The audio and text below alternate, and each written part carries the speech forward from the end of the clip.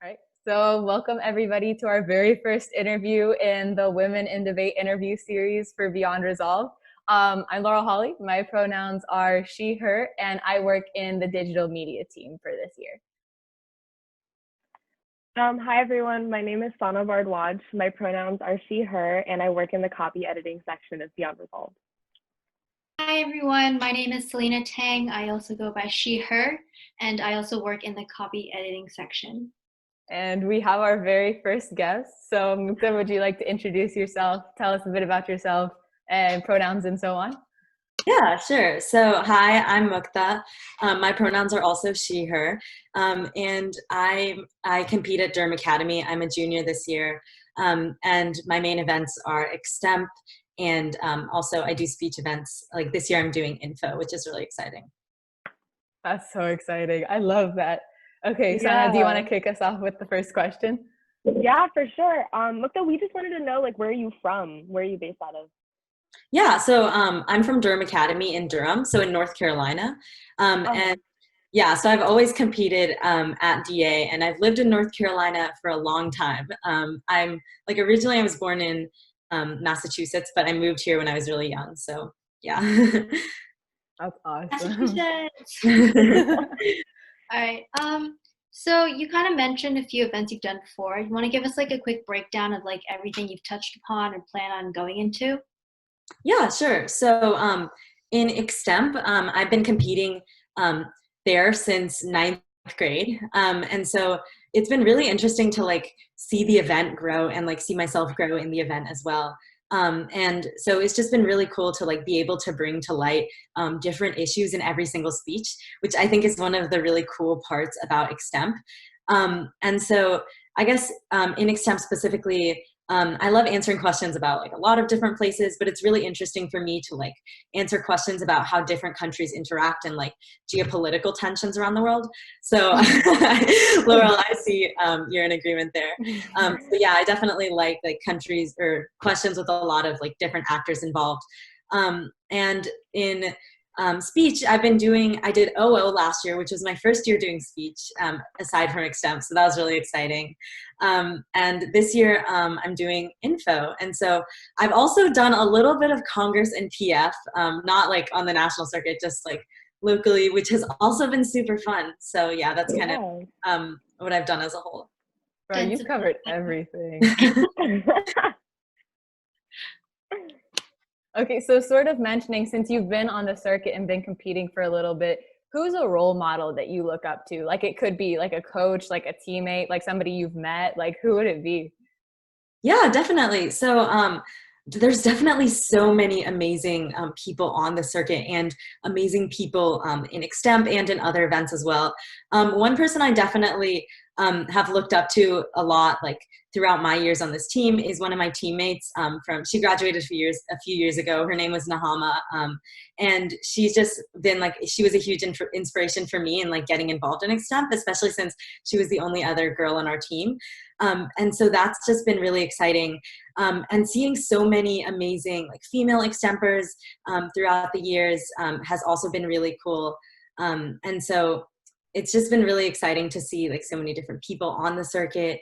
And I know definitely one of the people in Extemp specifically that like I've looked up to a lot and like seen just do so amazingly. And I'm sure a lot of people say this is definitely Lily Nellens. She's like, I've always heard a lot about her, and like I've never like been on the circuit the same time as her or like interacted with her that much, but it's just really cool to see her and like see her speaking so confidently. And I've like read interviews with her about how she kind of talks about like her experience as a woman in speech. And so it's been really cool to see her on the circuit too. That's so cool. I agree with that. I think it's so important to have a role model who's especially close to home, like you mentioned, because that is so like key to like growing up in the event and just in speech in general. Yeah, definitely. And there's just been so many like amazing female extempers on the circuit these past few years too, like with Jackie and Mo and Kay and like all of these just incredible people that I've gotten like to interact with in my past few years. So especially like being a sophomore, all of the like seniors that are graduating this year have been so much fun to talk to on the circuit too. So I agree with that. Yeah, absolutely. So, speaking of like your biggest role model and just like how it's so important to have like a role model since, there's not a lot of us in the circuit, what do you think is like the biggest challenge that women face in like the speech and debate community? So I would say, wow, that's a big question. Yeah. Yeah, I would say definitely it like definitely depends on the event. But I would say like as a whole, I think there's like this like I don't know, at least for me personally, like um I think there's kind of this like expectation to like conform to like a certain standard, Mhm. whether that's like about how you debate or how you speak, or like even like going to like how you dress and like kind of how you Yeah. conduct yourself in round. Mhm. And so that's something I hadn't really realized like when I first started debate was that like sometimes it's like harder to navigate like what you want to do and like how you want to be like confident as a speaker, from like kind of what the expectations are, I guess, and like kind of how those differ from what's expected of men. Yeah, absolutely. Yeah, Yeah, that's go all around off. And here. I I totally agree. I feel like there's such a pressure for women in the speech and debate community to just like not like to be a different person because that's Mhm. what the community demands of us. Yeah. This is not a community that we are very prominent in to begin with, and that we have to like forge a path for ourselves. So yeah, I totally go off. We stand. Yes. Yeah, so kind of like going off from there, could you describe some more struggles that you feel like you've personally experienced as a female in the speech and debate community? So like not just within competitions, maybe also like in school or like in like prep Mhm. groups, for instance, things like that. Yeah, sure. So I guess I'm really lucky in that like I've gotten to grow up in this world like with extemp and speech and like a place where I think, to be honest, like a little bit more than debate has like made like has opened to more a lot more like female role models, as kind of like I was talking about earlier. But I definitely think like there has been like I don't know. So starting from when I was like a freshman, for example, I know like when I was asking people like simple questions like, oh, what do you wear to debate tournaments? I just remember like people were like, oh, like you can't wear pants, you can't wear like this certain type of skirt, you can't wear open-toed shoes, you can't wear like this blazer has to like match this skirt in this certain way. And I was like, oh my God, like this is so overwhelming. And so I feel like sometimes like one of the biggest things I've struggled with personally is like kind of this interpretation of like I mean, this is like kind of a whole really specific issue, but like, I guess the interpretation of like wearing pantsuits is like, I don't know, like I feel like a lot of women in the speech and debate community wear skirt suits, and like I personally prefer pantsuits. And so I just remember like whenever I would wear pantsuits, all my teammates would be like, oh my God, go you, like that's such a power move. And then I was like, wait, is that like a bad thing? Like I didn't want to be like perceived as like kind of exerting power. And I feel like that kind of goes with like I guess like maybe like the female kind of worry of like being seen as like too bold and like kind of like too much of a presence. And like I think I've definitely also experienced that like in cross X's that got kind of heated, like where judges were like, oh, like like there was a specific cross X I'm thinking of where like it kind of got heated with my opponent, and he was a guy. And so the judge, it was really interesting to see different perceptions, because one judge was like, oh my gosh, go you, like I'm so proud of you for like going like to the same level. But then some other judges were like, oh, like I don't know, I feel like you kind of got like aggressive. And so yeah, it's just, especially like with the dress code, I think like I've experienced with my PF partner, the time that I did PF, like getting comments from judges about what she was wearing. And so like, I don't know, I think there's just a lot of scrutiny surrounding that there doesn't always need to be. I agree Yeah. with that. Like with like females more particularly, it's always about your appearance more than like, your actual technical skills sometimes. And that can drive you insane. Yeah, definitely. So now switching gears a little bit, what has been your proudest moment in speech and debate? Literally anything, just hit us with it. What is something that like has stuck with you that you're so excited about? Wow. Oh my gosh. I don't even know. Wow. That's a really good question.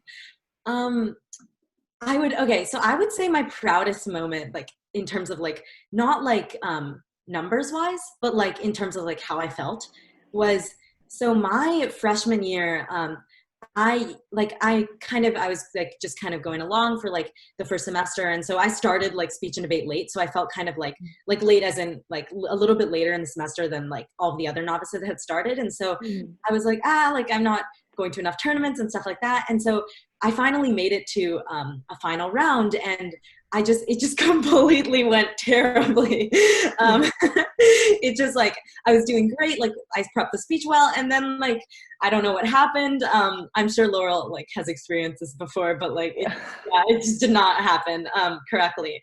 And so I was just like so embarrassed, but like from that particular final round. And so the next time I competed after that, was like, or 2 times later, I think, was actually districts. And so that was like qualifying to NSDA. And I was not expecting to do well at this tournament at all. Like it had been, like there were a bunch of seniors competing, and it was just, it was just like, it was really intimidating for me as a freshman. And so, but I made it to the final round. And so I was really excited about that. But like, I think my proudest thing there was that like, I actually went and like, I kind of, in the past final rounds I had been in, I had always broken down. So this had been like a repeating story. And like, that was the first final round where like, I was really like able to stand and like confidently give my speech in front of like a ton of people. And it was just really exciting. And I ended up doing really well at that tournament too. So that was just definitely, I would say, kind of like overcoming that like final round, like confidence issue was like really big for me. That's insane. I love that. I love that. That's just such an amazing, like that makes me feel that just like sitting here and listening to that has just like empowered me. That's so weird. So kind of going off of like, your proudest moment, what do you think is like the biggest factor that helped you kind of get there, or like the biggest factor that kind of helped you succeed in a sense, and it doesn't have to be like material success, like, oh, I was able to get to a final round because of blah, blah, blah. Like maybe even mentally in like how you were able to like grow, like what do you think was the biggest factor there? That's a really good question. I think like a really big thing that I'm definitely still really working on is like just understanding that like you are capable, and like that like you deserve to be there just as much as anyone else. And like I think that I've always like especially, and I've definitely improved on this, but I definitely still have a long way to go with this, is like kind of, I guess it always has like been so intimidating, like to see all these like really, really good people, and like all these people who you've looked up to so long, like around you. And I think like just understanding that like you should do what works for you. And like even if someone, like even if the people, and this is like a big thing for me in prep rooms, because like you see everyone around you and like how they're prepping, and like when they get up to walk, you know what I mean? And so like, oh my gosh, I should be getting up to walk, or something like that. And so I think just like a huge thing for me has been like making sure to do what works for you, and like yourself. And like I guess this applies like not just to debate, but like just to life in general, is like being able to like trust my gut more, and like know, I guess, what's best for me. So yeah. For sure, yes. I totally agree. That's amazing. I love that mindset as well, that it's like you have to focus more on like just your own growth, and like how you like you said, like you deserve to be here, and like everything that you're doing is like it's valid and it's worth it. So I love that. Thank you. My favorite part of that was definitely you telling me how it's also applicable like to your life in general, like just knowing to be like confident in yourself and knowing that you're worth like what you're doing in. And yeah, definitely. Because like I tend to, sorry, I didn't. I was just gonna say, like, I tend to overthink things so much, like in life too, like beyond it. So it's just like really nice to I guess, like make sure you're trusting yourself. But yeah. Actually, while we're on there, could you like share with any of us any like difficult decisions that you had to face in your career? So like while you're overthinking, was there anything very you had to overthink? I don't know. I think like in terms of, I don't know if I would say this is like a decision, but like I've definitely had like a hard time, like especially like as someone who does like speech and like extemp and like kind of these intersections of events that like, I guess the environment is different from a lot of events, like especially with extemp, like it's not fully speech, but it's not like fully debate in the same ways. and so it's been it's been really interesting to hear about like a lot of my friends' experiences and my teammates' experiences. And like, I think something that's been really hard for me is like to grapple with like what they're dealing with, especially people who do like other events like PF and Congress, where I know like it's sometimes a lot harder to navigate as a woman as well. And so it's been like really like eye-opening for me, and like really hard for me to hear like what they've had to go through. And like kind of, I guess that's not, I don't know if that really answers your question. But yeah, I guess that's just something that like really changed my mindset on speech and debate as a whole, and like on the community. And especially when I saw like 2 years ago, I think it was the poi about debate like a girl. Yeah, and so that just really opened my eyes to like how we in like speech and extemp and like people who I mean like obviously have faced discrimination, but like might be in a better situation than people in some other events, like can really open up awareness as to what's going on in the community as a whole, and like really spread that advocacy. So that was just really cool to see. I agree with that. Like just watching everything happen. And because I agree with you, I think speech has definitely made more progress than debate. I think partially because of the less confrontational nature, unfortunately. I think that that's huge, like becoming aware of that and then like spreading that like with every speech is so key. I think that's so important. So to talk like journeys in speech and debate, I guess along a similar vein, this is also probably kind of big, but if you could start over your journey, like at day one as a novice, what would you do differently than before in speech and debate? Or is there nothing? Like, would you never change it? Wow, that's so interesting. So let's see. I think like there's a lot like that maybe I would have thought that I would change. Like, you know, like every time after you come out of a tournament, you're like, oh, like I should have done this. But I think one thing that I think one thing that I would change maybe is like kind of how I approached speech my sophomore year, because like I think that I struggled a lot with my OO definitely, and I think that my like approach to like the speech and like kind of how I guess like how I wrote it, and like I think what happened with my speech was that like I had this idea for kind of what I wanted my speech to be going in, but then like when I heard input from other people and like it just kind of changed and like kind of morphed into something else, I guess.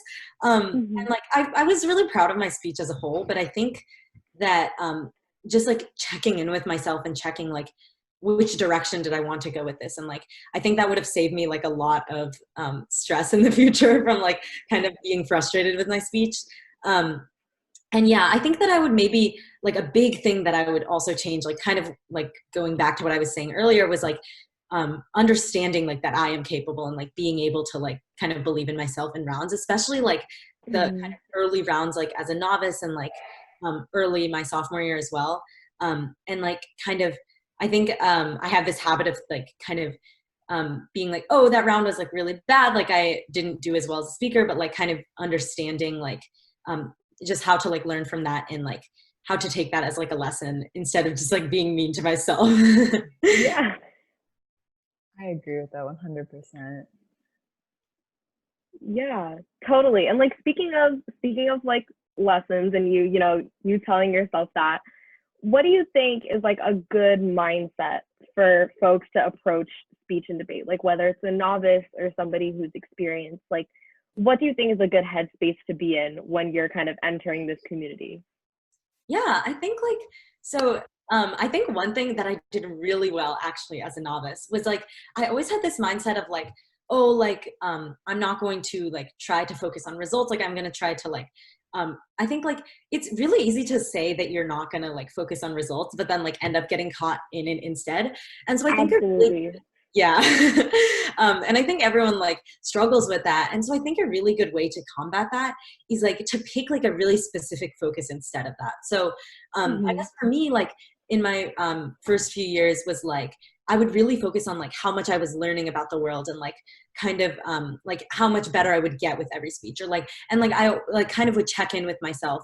And this is something I still try to do now with like, oh my gosh, like, and sometimes like watch a speech like from a while ago and be like, oh my gosh, like this is how much I've grown since then. And I think that's just a really cool way to like just like continue to see that growth. And like, I mean, I think it's like easy to say not to focus on like competition or like the numbers, but I think giving yourself a really cool way to like measure your own growth, and like whether that is like in like, if it is like through numbers, like that's definitely okay. But I think like for me, seeing it through like how I was improving like as a speaker, and specifically how I was gaining confidence as a speaker, was just really cool to see. Like I hadn't even realized this, but over my freshman year, like the summer over my freshman year, I had like prepared an expos for Nats, which, so I didn't end up getting to give the speech. So because of that, my mom decided that, we went to visit my relatives in India that year. She decided that I had to give my expos to every single relative that like we saw over the summer. And so I was like, oh my God, this is so scary. But I hadn't even realized that like, since before my freshman year, the amount of confidence I had gained in like being able to go and like give a speech about, and this was like speech had like the goofiest jokes ever in it. And so being able to like go up and give that speech and like be okay with that was just so eye-opening for me. And like that really made me realize like how much confidence I had gained as a speaker. So that was definitely really cool. Yeah, I'm just curious, what was the expos about? Oh, so it was about idioms. So I still have never given that speech actually, like on, like besides to like all of my relatives. Mm-hmm. And so it was funny because it was like about like all of these like idioms in the English language. And so like my whole like intro started out with lots of idioms. And then my mom wanted me to give this speech to my relatives in India, like who speak English, but like it's not their first language, so like wouldn't know the idiom, right? And so they were all like, what is she saying? Like, what is going on here? And it was just the funniest experience. Like, but yeah, it was a fun time. So sweet. I mean, you've been giving us a lot of good advice all throughout this. We were wondering if you had like final advice or anything you'd like to say to like young female speakers and debaters who are just getting started in the circuit. Yeah, definitely. That's a really good question. I would just say like, I guess this kind of is like along the same lines of like what I've been saying earlier, but just like, yeah, just like really know that like, sometimes I think it's really easy, especially in like these types of big competitions, to feel like, oh my gosh, all these people are like so much smarter than me. And like all these people are like really good at what they do. But like, just to know that kind of you, even if you don't see it right now, like it's really the work you put in, and like, you can really get to that level.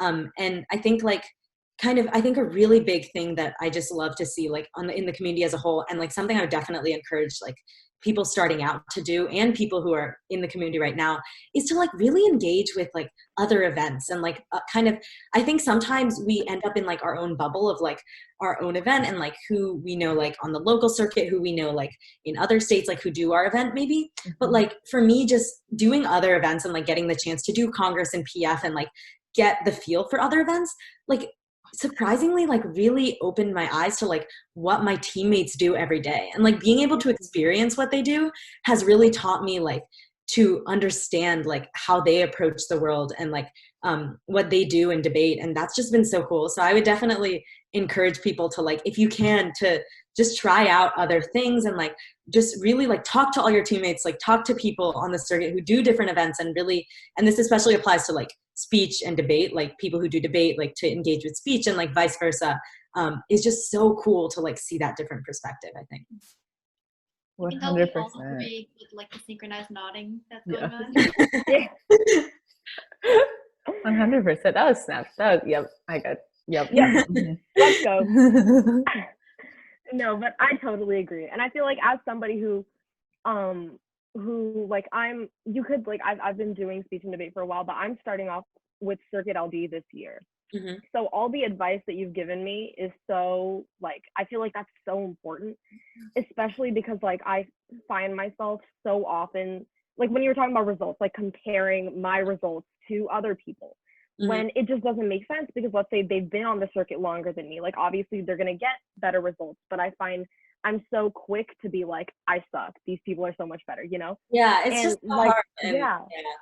And it's also like, so everything like is surprisingly like, even it would seem like that numbers is like the best way to compare people, but like that's not even true in a lot of cases, right? Like I think like even just looking at like NSDA points, right? Like different schools enter different amount of points for different things. Like in some states you can like double enter and get double points. In other states you can't. Like some events naturally get less points than others. Like it depends on the number of entries. It's just like so much like that really factors in. And so I think it's like to be able to separate yourself from that.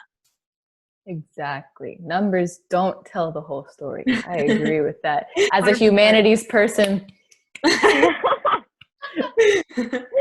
Yes. Well, thank you so much for doing this. We really, really appreciate it.